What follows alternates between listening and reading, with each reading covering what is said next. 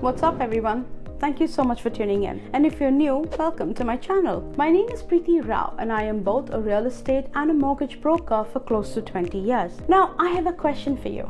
Are you confused on what's really going on in the market? Well, I'm seeing a bouquet of confusion. Bank of Canada is systematically increasing interest rates. Smaller homes are continuing to sell under the bidding war and the multiple offer umbrella. Inventory is at its all-time low. But on the other hand, those people who had overstretched their budget and are coming up for renewal face the threat of losing their home. Now, Bank of Canada recently released a summary of a conversation they had with respect to the most recent interest rate hike. This conversation sheds significant light on the conversations being held by the governors of the Bank of Canada. In this two-part video, I'm going to shed light on these releases and how it's going to impact all of us. But first, you know the drill. Make sure to like, share, subscribe, tap that bell icon. It gets me motivated to keep you up to date with everything real estate.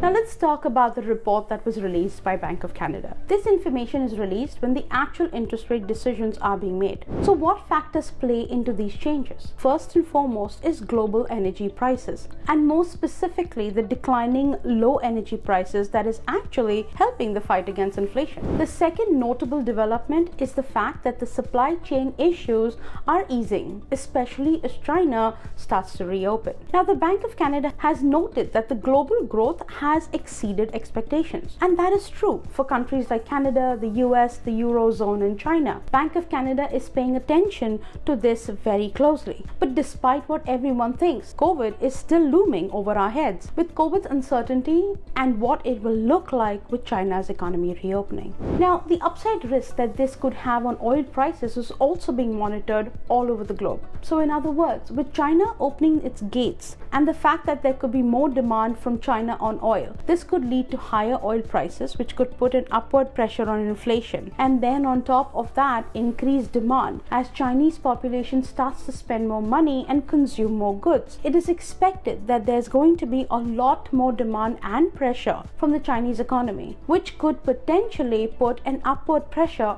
on the inflation globally. Now, with respect to the situation in Canada, you have to be careful, because what you need to understand about inflation is that it is a global phenomenon right now. It is something that is being experienced everywhere. Quite often you see high inflations only in specific economies, but in 2003 we are seeing high inflation all over the world. So it's not something that an individual central bank did that caused high inflation, but it's a global economic crisis that was caused by the pandemic that has now put us in this high inflation position, and specifically in Canada, where we saw higher than expected GDP growth, but that is being mitigated by what seems to be the wage momentum plateauing. In other words, wages aren't increasing as much as they were in the previous years. Now, we have seen inflation drop from 8.1% down to 6.3% in the most recent data. So the overall outlook for inflation in Canada, if you look at it independently, looks pretty good. But you have to take into consideration those global factors. And that is what Bank of Canada is discussing quite extensively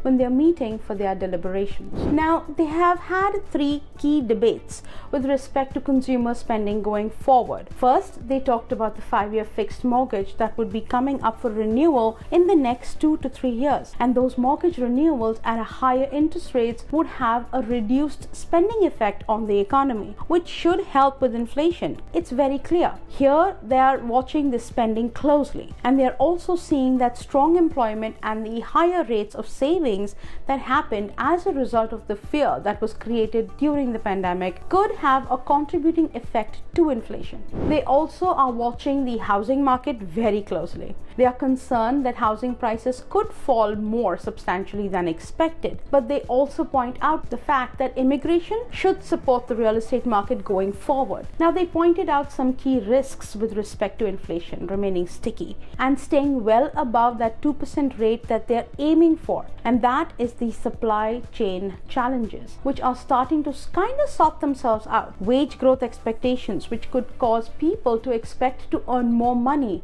which could lead them to spend more money, which would cause upward pressure on inflation, and then the potential rebounding oil prices. So in other words, higher demand for oil and commodities could lead to higher prices, which leads to a trickle-down effect, which causes almost all goods in the economy to become more expensive, and subsequently inflation goes up, which could cause them to then go and increase the interest rates again. So for the average people like you and me, what does all of this mean? We are not out of the woods yet, guys. Rates will continue to go up. The only thing that we can hope for is that it doesn't go up in the same alarming manner that it went up in 2022. Now, I will continue this topic next week, as there are some more points in the report that you need to be aware of. Till then, hang in there. And if you have any questions and want clarifications, please don't hesitate to call me. If you still don't know who I am, then just go check my rating on Google and read my client reviews. Till then, take care. And if you found value and liked this video and would like to see more content,